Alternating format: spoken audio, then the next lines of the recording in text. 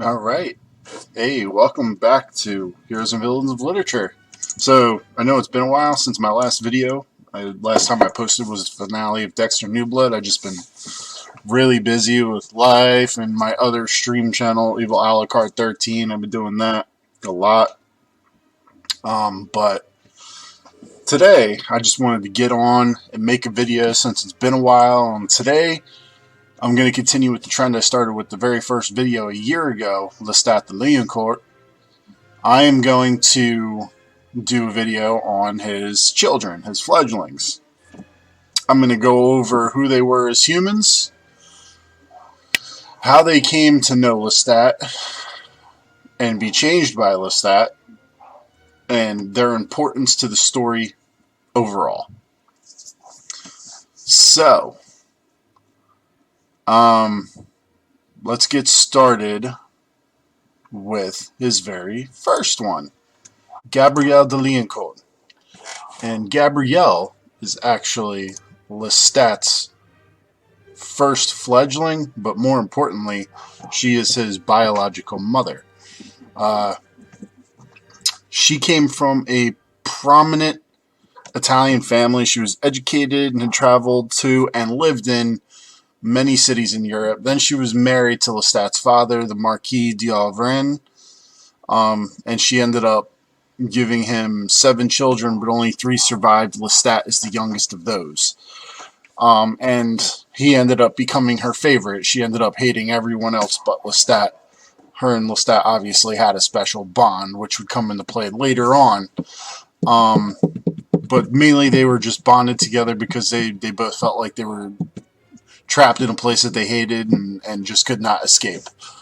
Her general personality as a human and as an immortal is just cold and uncaring to everyone except Lestat. She was the only person who was ever educated in her family, and all she did was live in her books.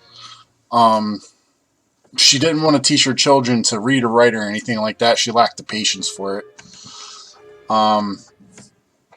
Over the years, she would sell off her belongings to fund Lestat's attempts at escape from his family. The first was monastery, where he learned to read and write a little bit before his father and brothers came and got him. Then the second time was when he ran off with the acting troupe. And the third time was when he and Nikki ran away to move to Paris. She eventually started to die due to, a lot of bad winters back then, especially where they were living. There was just no doctors around, and they lived in a castle and they were poor country lords, and she developed tuberculosis and as a result of multiple childbirths, 7 childbirths, she eventually began to waste away and die. So after Lestat had killed the wolves on the mountain, she encouraged Lestat to become friends with Nicolas de Lafont. Most likely because of their shared rebellious natures. Nicky wanted to be a violinist, and his father wanted him to take over the family business or whatever, like go to school for business or something, and Nicky just wanted to play music. She saw in Nicky I guess like a soulmate for Lestat, someone he could talk to, someone he can hang out with and have fun with, because Lestat was always alone. You know what I mean? He was always trying to find a way to escape. Once him and Nikki became friends, and they, became friends, they started making their plans to move to Paris. So, once she funded Lestat's expedition to Paris with Nikki, all she asked was that he sent her letters, keeping her apprised of his goings on in Paris, so she could live vicariously through him. Once Lestat was made into a vampire by Magnus, he became very wealthy and started returning the favor. So he sent her money, he sent her clothes, he sent her books, he sent her all these beautiful things. He furnished the castle. He got his nieces and nephews anything and everything they could desire. So he spread the wealth around. But this made Gabrielle very nervous and suspicious. So once she had heard that Lestat had ran off to the Bahamas and married a merchant's daughter and was now very wealthy, she decided to take a trip to Paris to see Lestat before she died. That happened in 1780. Once she got to Paris, Lestat was nowhere to be found, obviously, because he's a vampire. He only comes out at night. But Nikki was there to take care of her, as well as Lestat's lawyer and, whoever could be hired to take care of her.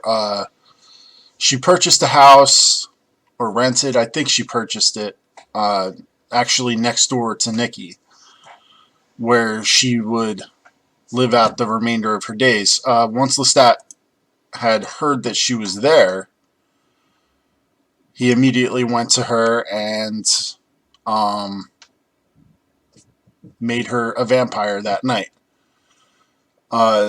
Once Gabrielle became a vampire, she remained a cold and uncaring person, and developed a non-binary personality. So she had always referred to Lestat as her phallus. She showed gender-neutral qualities almost from the very start. Like, she did not want to be a woman forced to just be a breeding horse, essentially. So once she became a vampire, she tied her hair up in like a braid, because she figured out very early on that she couldn't just cut all her hair off and go about life as a boy. So she put her hair up in a braid, and she started wearing like safari clothes and like pants and dressing like a male. Every time she killed a victim, she would take his clothes. And she became a world explorer once she left Lestat, which she left Lestat about 100 years after being made, I want to say, or not 100 years, 20 to 30 years. She was with him a good amount of time. And then that's pretty much that. She's only popped up a couple times throughout the Vampire Chronicles, and generally when Lestat does something big. So the first time she popped up outside of the Vampire Chronicles outside of Vampire Lestat was in Queen of the Damned, for Lestat's concert. She showed up with Louis to try to talk Lestat out of doing the concert first, and then after the concert, just to make sure Lestat wasn't killed. She developed a little bit of a bond with Marius, who is Lestat's surrogate father in the Dark Blood. But eventually she did drift off again into the world. She showed up again, I believe it was, hold on. She showed up after Memnoch the Devil, when Lestat was asleep in the chapel. For like the 3 years or whatever, he was lying in the chapel. A lot of vampires showed up for that, though. I'm not sure why they just gathered, I guess, to protect Lestat. Because no one could really go near him without him destroying them. He was asleep, but he would destroy them.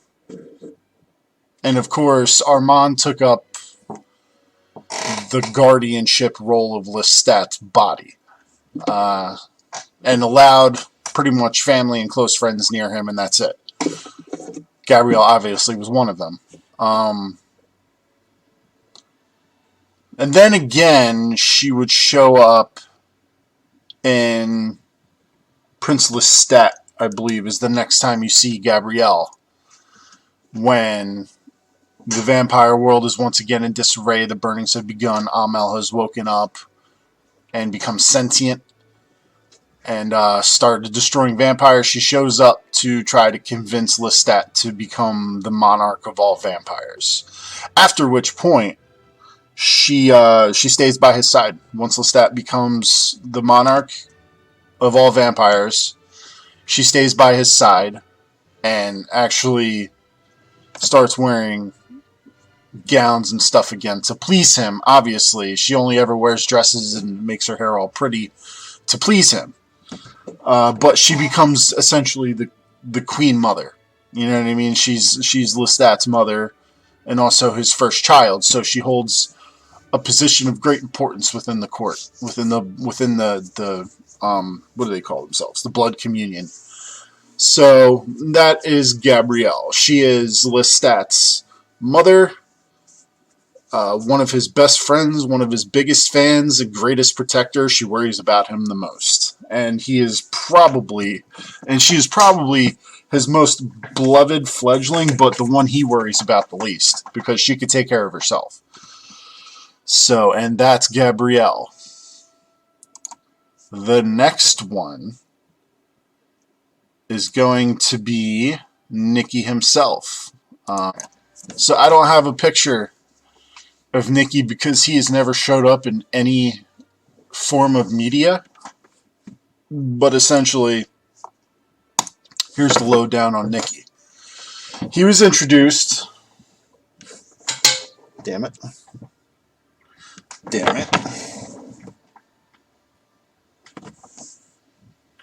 Well, I'm going to have to find that. Nicholas de Lioncourt was introduced in the Vampire Lestat as a friend and lover throughout the entire series. Sexual androgyny is a big part of it, but as far as these vampires go, it's not sexual, it's more of companionship. So we'll say that Nicky was a companion of Lestat. He, like Gabrielle, was turned into a vampire in 1780 in Paris, France, by Lestat. Nicky showed up in Lestat's home village and presented him with the gift of the red fur-lined cloak that was made out of the wolves Lestat single-handedly killed. Nicky was a huge cynic, still convinced that the Christian teachings are correct, and he could never understand Lestat's unwillingness to believe. He delves deeper into his cynicism as things take a darker turn throughout the story. He claims there's no good or evil, but rather only good or bad art. Nicholas is crucial in explaining Lestat's later fixation with Louis, who Lestat sees as the cynicism in himself and self-destructiveness, and he's like the twin of Nicky, because Louis is so sullen and emo all the time. We'll get into him. He initially, he's just intrigued by Lestat and wants to befriend him.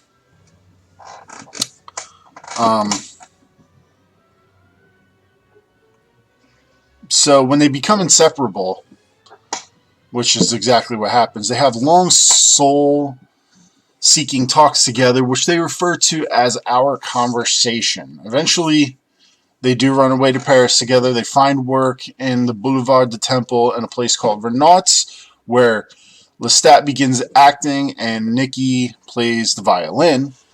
So when Lestat is kidnapped by Magnus and transformed into a vampire, he hides it from Nicky, seeking to conceal his dark nature. He attempts to watch over Nicky, sending him expensive gifts, such as the violin, the Stradivarius, and he buys him a new house. And but Nicky just goes further and further down this dark tunnel, down this dark path, believing Lestat had become rich and just left him in the gutter, just left him.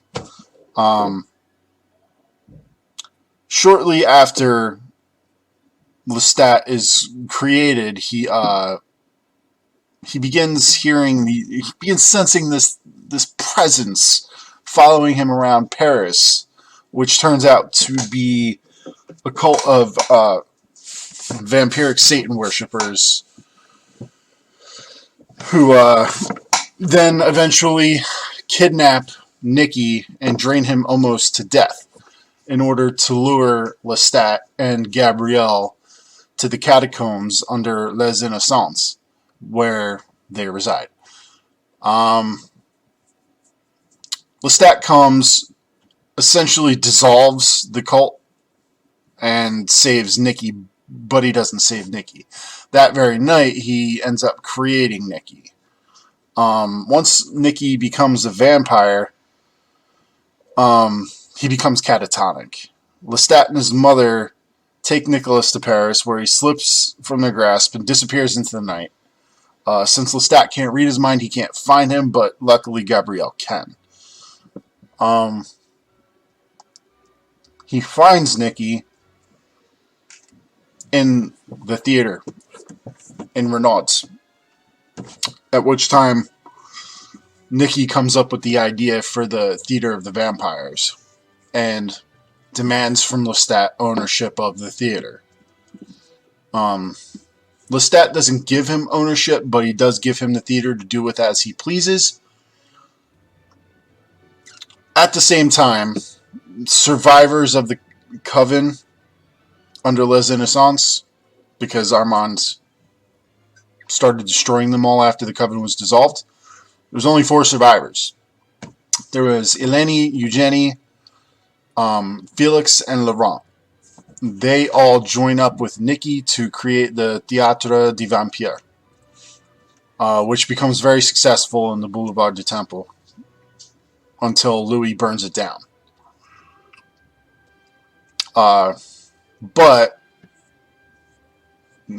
Lestat and Gabrielle eventually leave Paris within a few days of this happening. A few years later,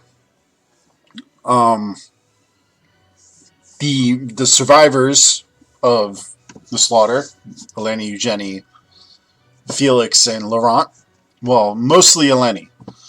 Eleni writes Lestat a letter and sends him a package, which I believe it wasn't given to him right away. Yeah, Gabrielle hid the package and the letter from Lestat, I'm pretty sure. Yeah. Anyway, when he receives it, the package is the Stradivarius that belonged to Nicky, and a letter informing Lestat that Nicky chose to destroy himself. So he had played incessantly and wrote incessantly to the point where Armand had his hands cut off and had Nicky imprisoned. Nicky begged for his hands back. Armand gave his hands back. As soon as he got his hands back, he demanded to be burned. You know, have a great Sabbath, which is what the children of Satan, which the children of Satan, that was their thing. They held bonfires and did like chanting, and it was a whole ritual when a vampire destroyed themselves, and Nicky wanted that. Armand, of course, granted his request, and Nicky was destroyed, which sent Lestat into a depression, which he would go into the earth to sleep. I think he slept for a period of like 2 years before Marius found him. He wasn't asleep very long. And then, unfortunately, that was the short and sweet life of Louis Dupont, or Nicolas de Lioncourt.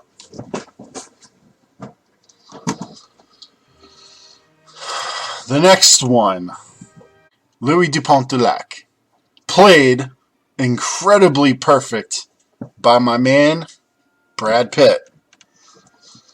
An Interview with the Vampire. Now, Louis, in my opinion, is one of the most important vampires in the entire story. He also happens to be the weakest and most human. So, Louis was created by Lestat in 1791 in New Orleans. Louis was born the 4th of October 1976, or 1766, which makes him almost 30 years old. He's what, 26 years old when he was made. And he became the master of his family at a very young age. As a mortal, he ran indigo plantations.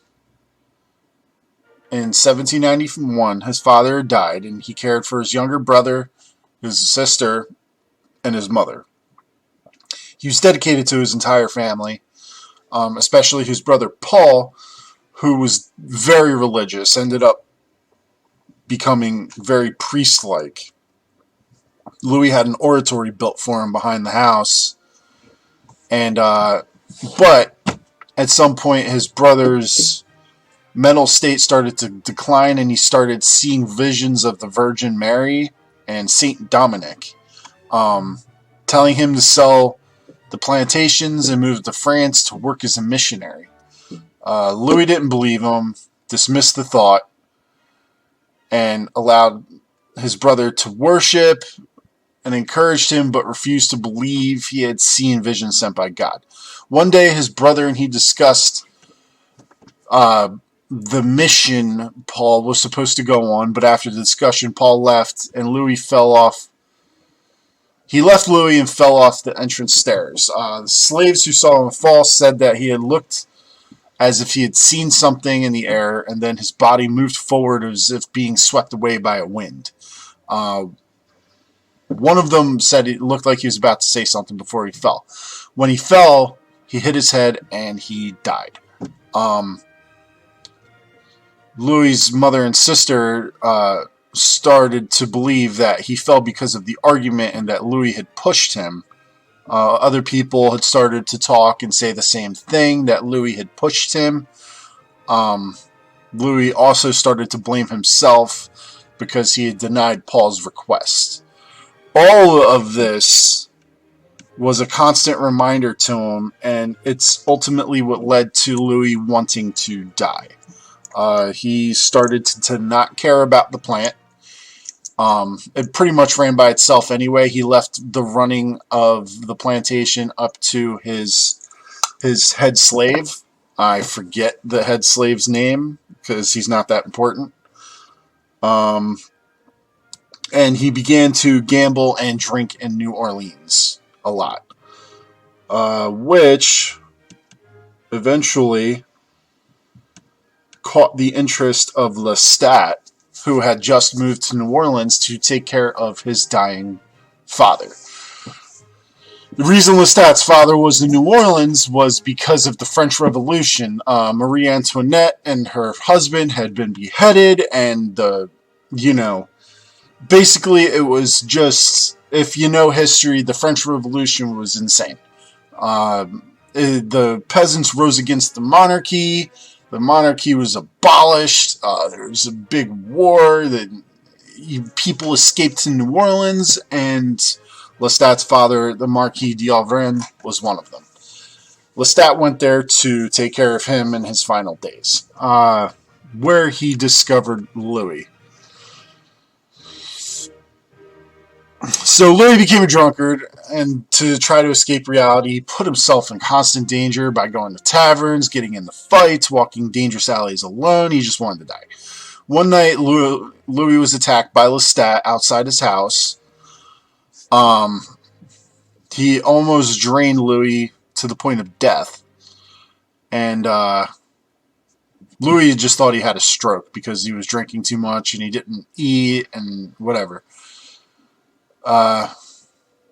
The priest later informed Louis that what his brother had seen were visions sent from the devil and that Paul had been possessed, which pissed Louis off, and he attacked the priest, almost killing him. That night, though, Lestat returned for Louis.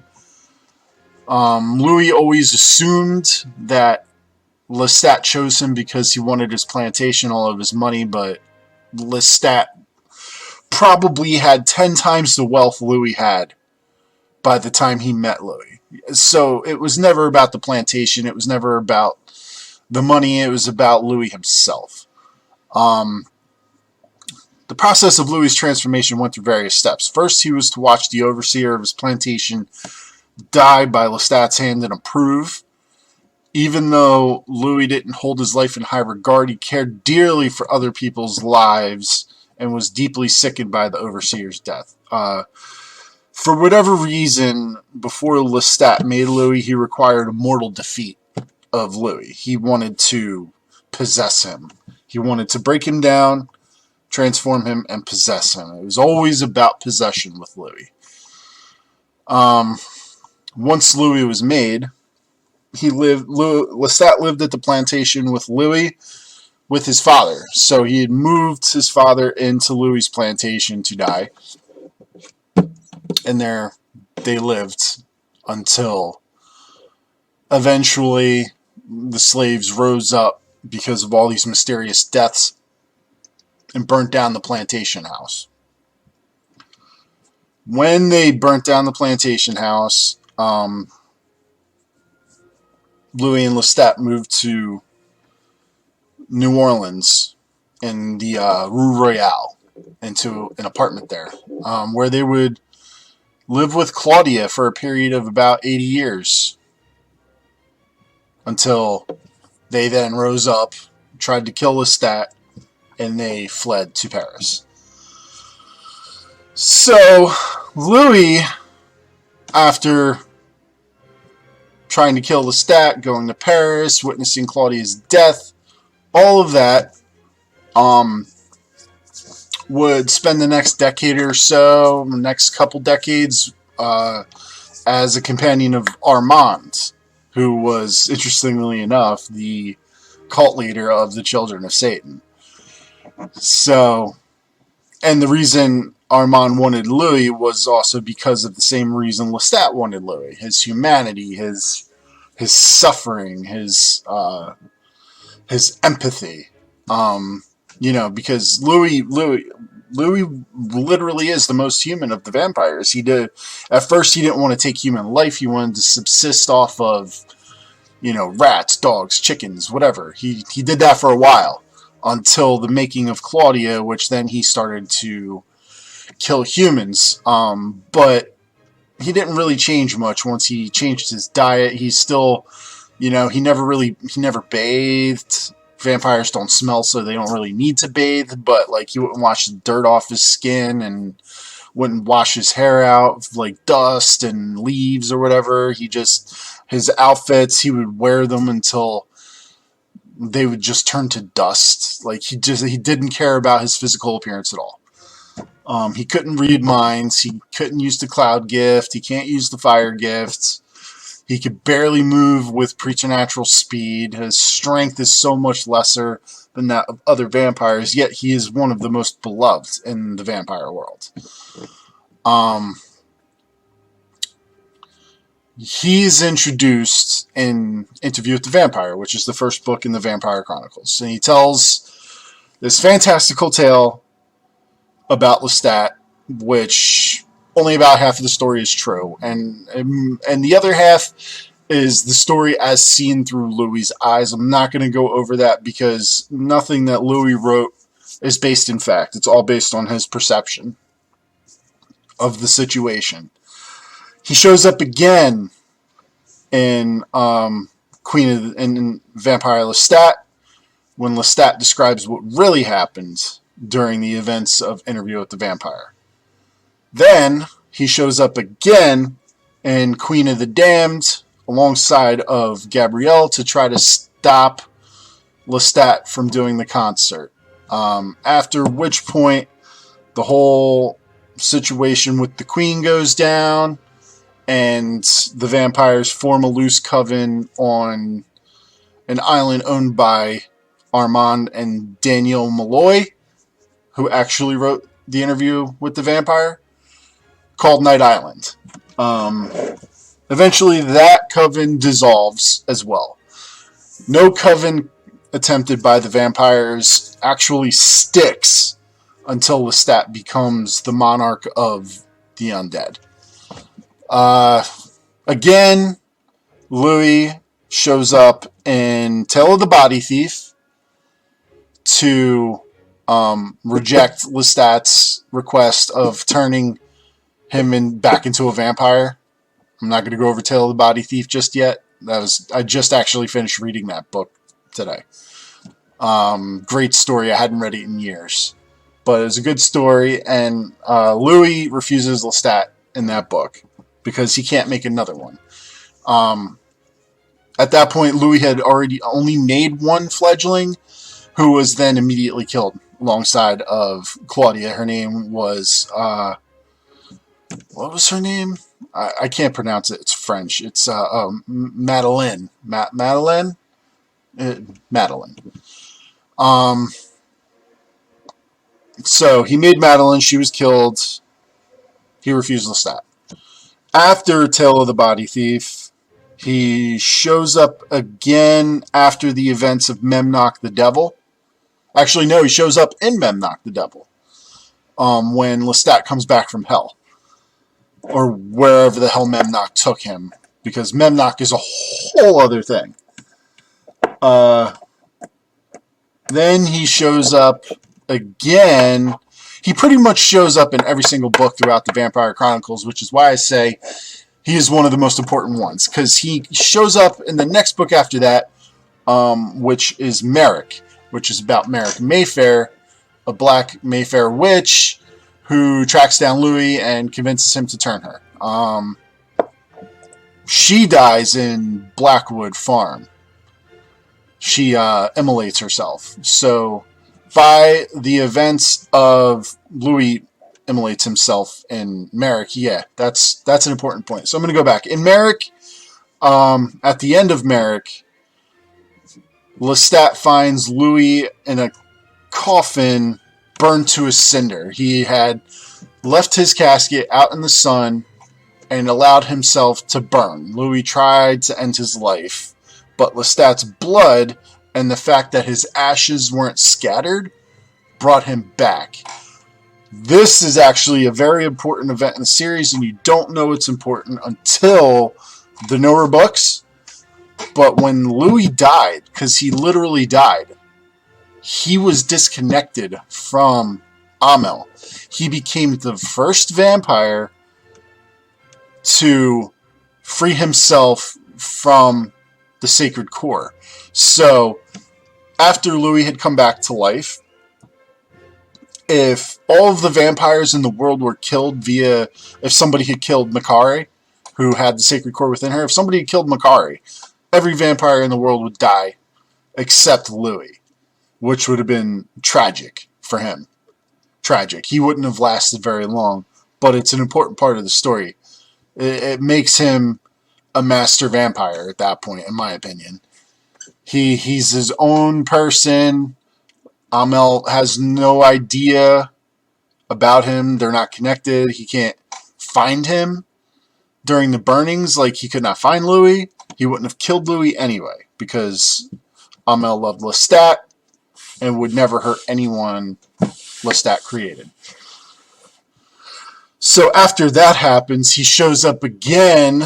He doesn't show up in Blackwood Farm or Blood Canonical.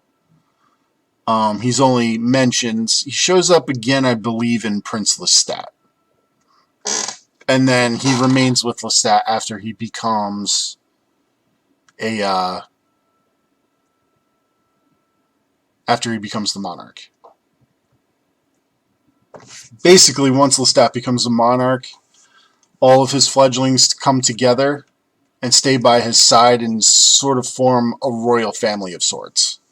Louis is touted as being the most beloved of all vampires. Like, he's kidnapped by Rashamandes in Prince Lestat and the realms of Atlantis. He's kidnapped by Rashamandes, and his neck is broken, he's stuffed in a coffin, and everyone loses their fucking minds. Because they all think Louis is dead. And nobody wants Louis to die. All of that. So Louis is by far the most important character in the series aside from Lestat himself. So I could do a whole video on Louis. That is actually just the Cliff Notes. So I'm going to stop Louis right there. The next one after Louis is Antoine. I will find him. Antoine. Now, I'm choosing Ian Somerhalder's picture because there are no pictures of Antoine yet. He's a newer character. He hasn't showed up in any form of media aside from the books. His story is quick and sweet. Where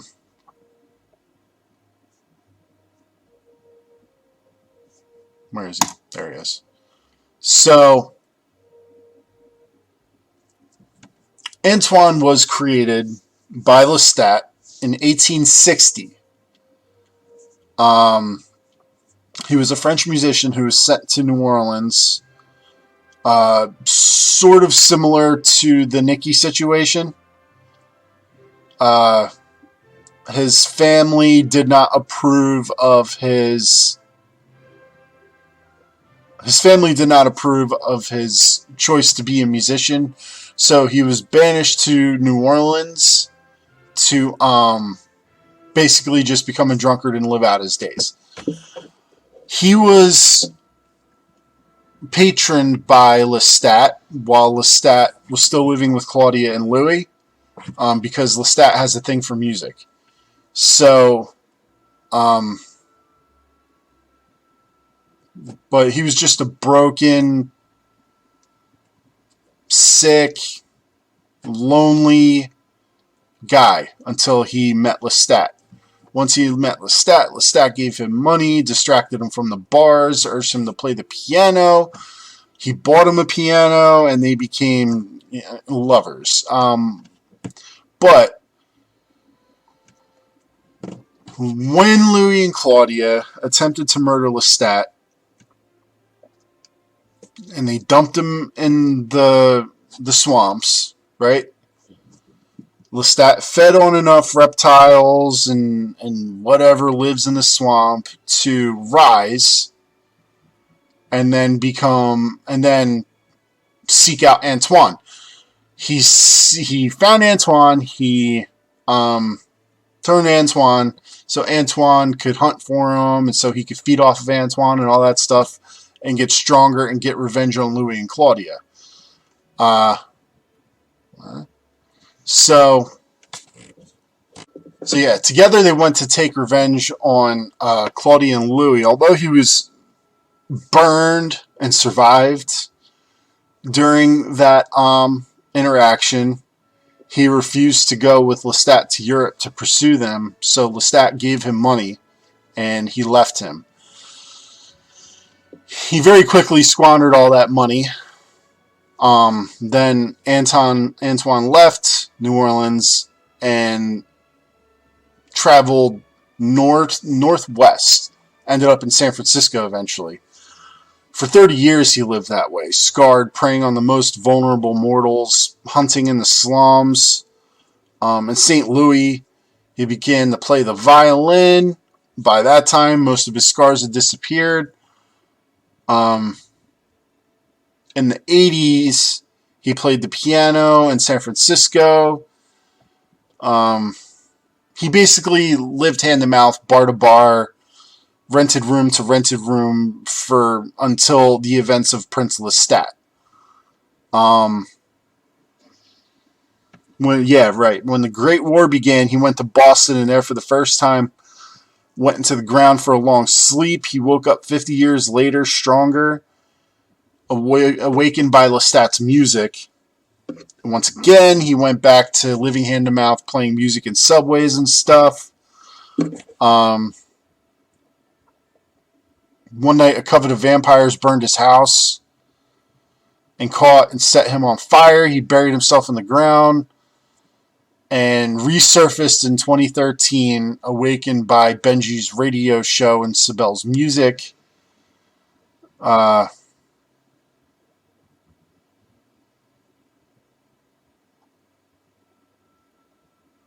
once the burnings began, he traveled to New York to try to meet up with the coven at Trinity Gate, which again was another coven created by Armand in a series of townhouses interconnected and turned into like a palace. He went to Trinity Gate to try to get he he went to Trinity Gate to try to get the attention of Armand and Louis and all them to get them to let him in so he could reunite with Lestat. Once Lestat became the monarch, Antoine became a member of like the court orchestra, essentially. Antoine is the least important of Lestat's fledglings. He was a plot point in the story to explain how Lestat survived being burned over and over and over and over and over again. You know what I mean? That's just what that was. He was basically the same thing for Lestat that Bianca was for Marius, which I'm sure I'll get into them at a later date. But that's a short and sweet on Antoine. Claudia, played by Kirsten Dunst in the movie Interview with the Vampire back in the 90s, I believe. Claudia was a 5-year-old child who was dying of plague when she was discovered by Lestat and Louis. Louis found her first and decided to feed on her. That happened in 1794. Claudia was 5 years old with long, curly golden hair, blue eyes, and fair skin. Basically, she looked like a China doll. When Louis found her, her mother had been dead by that point. And it was just Claudia and her mother. So when her mother died, she stayed with her mother's body and was stricken with plague because of the fact. So when Louis found her, he was half starved because he was only feeding on rats at that point for 4 years. And he was in a mentally weak state when he found her, and he just made the decision to feed on her. Lestat found him like that and decided to create Claudia as a way to keep Louis with him, as a way to bring Louis out of his slump, and also for selfish reasons. He just wanted to see what would happen. He knew very well, because of the story of Armand, that one should not make a child into a vampire, and he does it anyway because he's fucking Lestat. You know what I mean? He's a rule breaker. You tell him he can't do it, he's going to do it. Probably that day. So he creates Claudia, and him, Louis, and Claudia live together for a period of about 80 years. And Claudia proves to be Lestat's equal in murder. She becomes such a good hunter that her and Lestat together finish off whole families. But as the years progressed, Claudia's body stayed the same, but mentally she had matured to become a grown woman in her own mind. Never having known anything other than being a vampire, she eventually started questioning things. How she was created. She remembered her mother. What happened to her mother, all that stuff. Why would she ever grow up? Those questions started to rise. The very fact that every year on the same day, Lestat would bring her a China doll that looked like her and was wearing the same dress she was wearing. Also raised questions. So, eventually, Claudia decides it's time to break away from Lestat, and she attempts to kill Lestat by feeding him a pair of twins that she had murdered with laudanum. But to a vampire, laudanum tastes like absinthe, so that's why she did it. You're not supposed to drink dead blood because it makes a vampire sick, so that's why she fed Lestat these two dead boys. Once he started feeling ill, he asked Louis to put him in his coffin, at which point she said she'll put him in his coffin, and slits his throat and stabs him a bunch of times, making him bleed out. Because at this point, Lestat had never told either her or Louis how to make vampires, how to kill vampires, just the meaning of it all. Lestat knew the origin story of vampires. He knew there were way older vampires in existence. He just never discussed it with them. I don't think he felt the need. He wanted to be their world.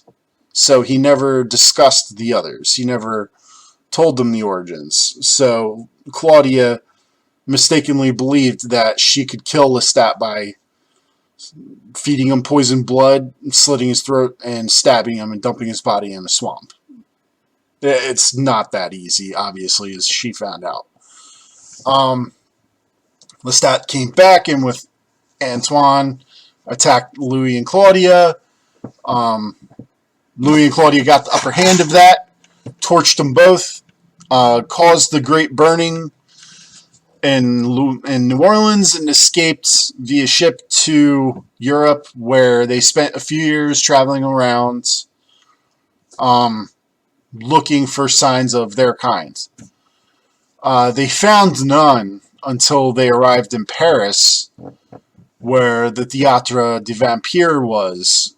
They were discovered by Santino, but by the time they had arrived in Paris, Lestat had made his way to Paris, and was under the care of Armand, but unable to stop the judgment of Claudia and Louis by Armand. The Coven wanted to kill them both. Armand spared Louis, but chose to burn Claudia and Madeleine, who had been created by Louis at that point, in the daylight, in the morning sun. And Lestat had to witness this. So that was the short, sweet life of Claudia. She appears a few times after her death in spirit form, mainly throughout Tale of the Body Thief. She becomes a player in Tale of the Body Thief, haunting Lestat. I don't know if it was actually a spirit of Claudia or if it was Lestat hallucinating Claudia. But she was taunting him all throughout that book. She shows up again briefly in Memnoch the Devil when Memnoch takes Lestat to hell and he loses his eye. Claudia's there. It's my belief, though, that either Claudia is gone, or she's existing somewhere in spirit form and could eventually, well, Anne Rice is dead now, so she can't eventually, but in that world she could eventually return because of revelations through the Talamasca. Like Magnus came back. One of Marius's old friends from 500 years ago came back, proving that, you know, dead vampires and dead mortals can and do return. So it's my belief that that could eventually happen with Claudia. We'll see. But that is Claudia. After her, so the next one is David Talbot. This is the actor who played him. His name is, give me a second, Mona Mayfair. She was one of the more recent vampires made by Lestat. She was actually made after David Talbot, but before the one Lestat made in Blood Communion, I believe. I forget his name. He was just a random architect of no importance. She is a crossover character, like Merrick Mayfair, who is actually a distant cousin of hers. Mona's different, though. She is the designee of the legacy in the lives of the Mayfair witches. Now, the designee of the legacy is considered to be the most powerful Mayfair witch of her generation. They're generally members of the direct bloodline of Suzanne Mayfair. So Suzanne Mayfair's daughter Charlotte begat Rebecca, begat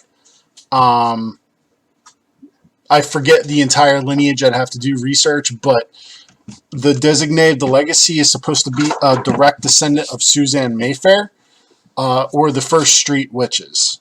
But Mona Mayfair is actually a cousin of Rowan Mayfair, who was the previous designate of the legacy. So there is her position in the Mayfair witches' lives.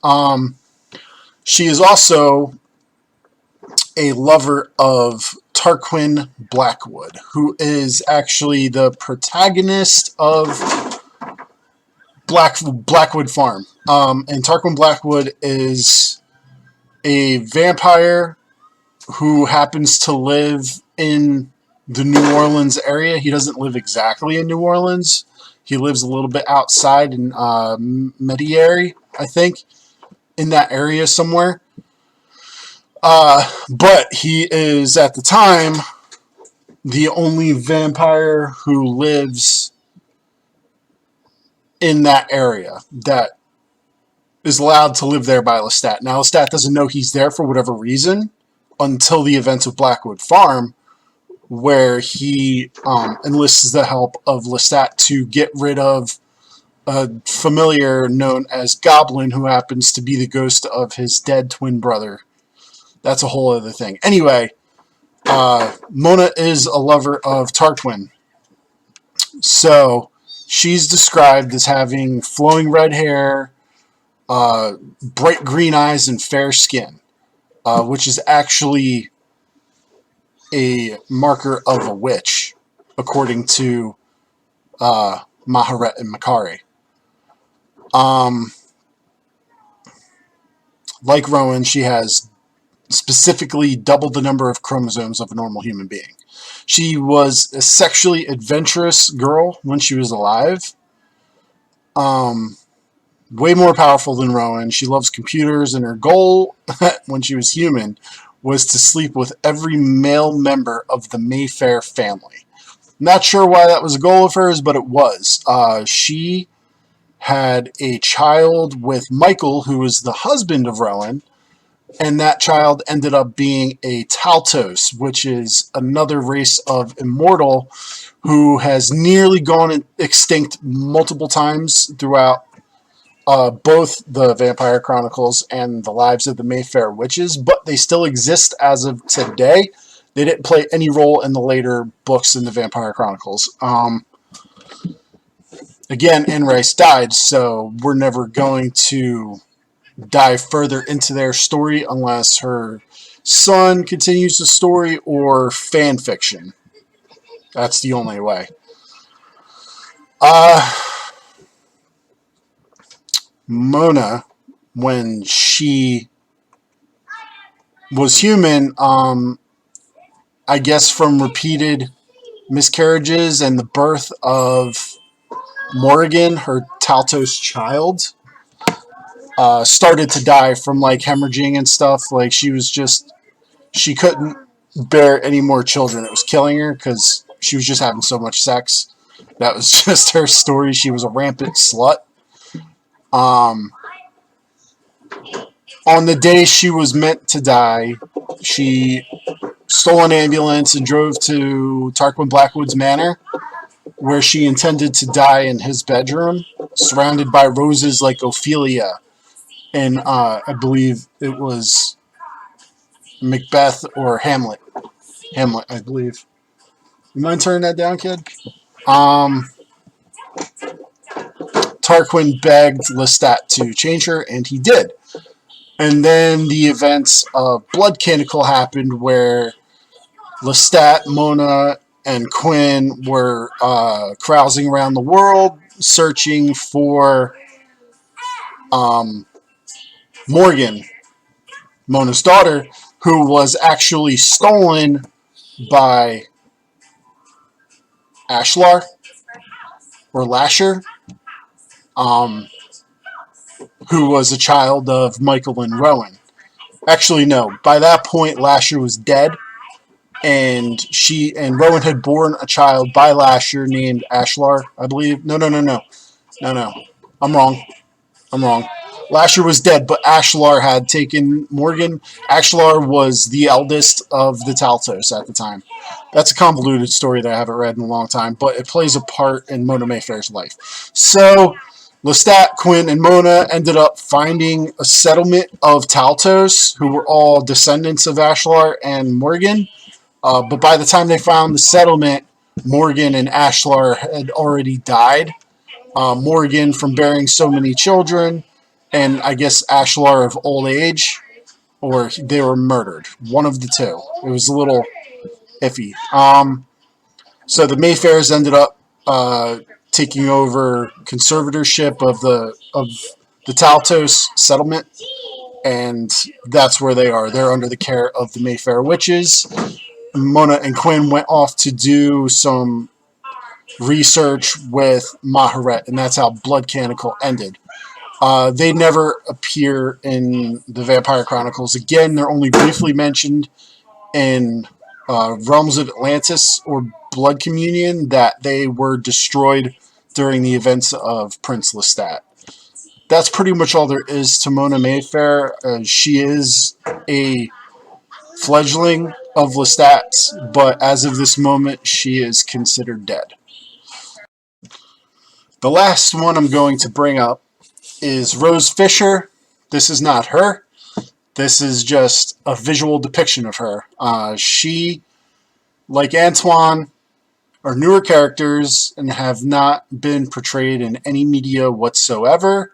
So I'm choosing this lovely lady to depict her. She looks similar to Rose. So Rose Fisher, aka Rose De Lioncourt, is an adopted child of Lestat. She was discovered by Lestat in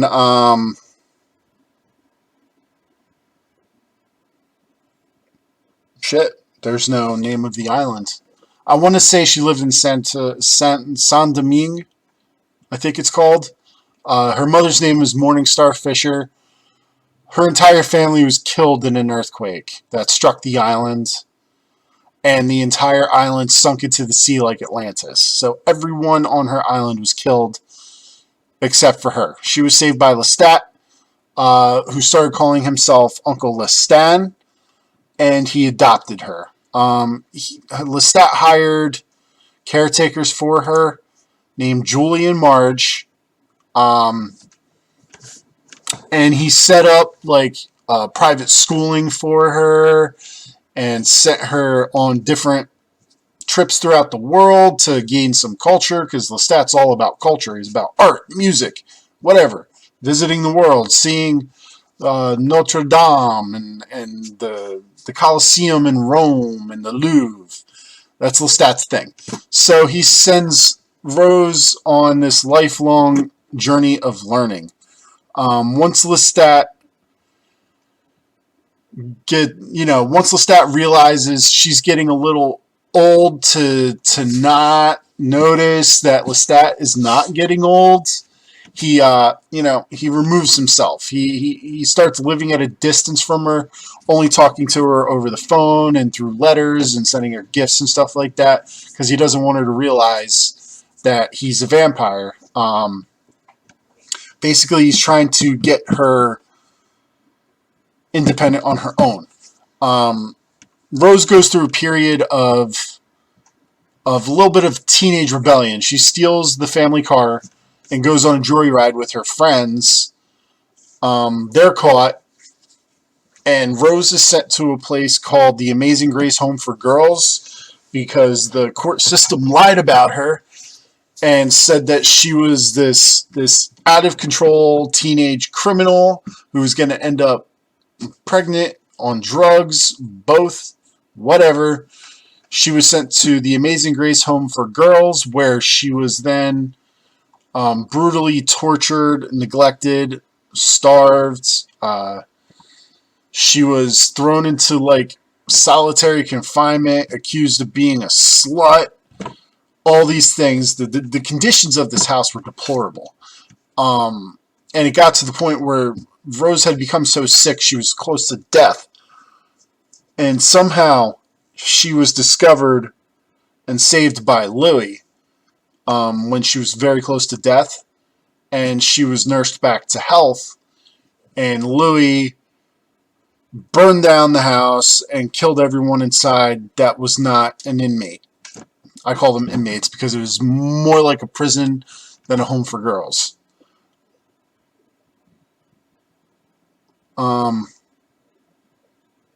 After which, Lestat had Rose moved to, I believe, San Francisco. I think it was San Francisco. Where Rose then began going to Stanford College. And she fell in love with one of her professors named Gardner Palston. Rose was kind of a stupid girl because Gardner was a psycho. And he, once they had sex and stuff, she told Gardner about her uncle Lestat and the life she was living, and he didn't believe her. He accused her of stealing the stories of the Vampire Chronicles and passing them off as her own. I think he like smacked her around a little bit or whatever. Regardless, she left him and cut off all ties with him. He didn't like that, and he kidnapped her and tried to commit a murder-suicide with Hemlock. He was killed by Murray, who was Rose's bodyguard, but Rose was almost too far gone to save. She was saved with vampiric blood by Farid Bonzali and Seth and brought to their compound, where there she would meet Lestat's biological son, Victor, who was created in a lab by Farid and Seth with some of Lestat's DNA that he had given them a few years, or, like 20 years prior. So she fell in love with Victor and got swept up in the events of Prince Lestat. At the end of Prince Lestat, her and Victor were turned into vampires. Now, originally, her maker was supposed to be Marius and Pandora. They were supposed to make her and Victor together. But for whatever reason, she wasn't accepting the vampiric blood, so Lestat had to step in and do it himself. So Victor was created by Marius and Pandora, perfectly fine. Rose has a little bit of all three vampires' blood in her, but her main maker became Lestat. She's kind of a decadent character, in my opinion. Even though she's like an adopted daughter of Lestat, she is less important than Louis, David, Gabrielle, Claudia. She's right there with Antoine in my estimation. She's pretty much there to serve as a paramour for Victor. But her and Victor are basically the prince and princess of the blood communion. Gabrielle's the queen mother. Louis and David are also, I guess you can say, princes, but they're members of the royal family. And they, along with Lestat, rule the vampiric world. Now, Lestat doesn't rule the vampiric world by himself. He established a council soon after he was elected to be the prince. So all of these people, except for Rose and Victor, sit on the council. Well, and Antoine, he doesn't sit on the council either, but the rest of Lestat's fledglings do. So there you are, all of Lestat's fledglings and their importance to the story. I think I pretty much covered all of it. I might have glossed over some things because I didn't want to go into too much depth on each one of these characters, because aside from Nicholas, Rose, and Antoine, I could do an hour-long video on each of them. So if you guys have any questions, anything you want to add, anything I missed, if you like this content, hit like and subscribe. Let me know what you think. I plan on doing more of these, but they're not going to come out as frequently. Once I start garnering interest in this stuff, I'll do more and more videos, but right now it's just for fun. It's just to inform people who haven't read the books, don't want to read the books, whatever, but are interested. I get it. I'm here to explain it to you. I'm probably one of the biggest Vampire Chronicles fans in the world. I know everything about everybody, I could tell you, and I plan to eventually. I will be doing other books, as I've said in previous videos. I want to cover the Chronicles of the Necromancer by Gail Z. Martin. That's a good book series. I want to cover the Night Angel trilogy by Brent Weeks. That's a good one. I think I'm going to cover the Devil's Blood series by Shane Silvers eventually, because that's a really cool story, really well written. There's a bunch of books I want to cover, and I intend to. So I hope you enjoyed. Thank you for watching. Hit like and subscribe. Bye.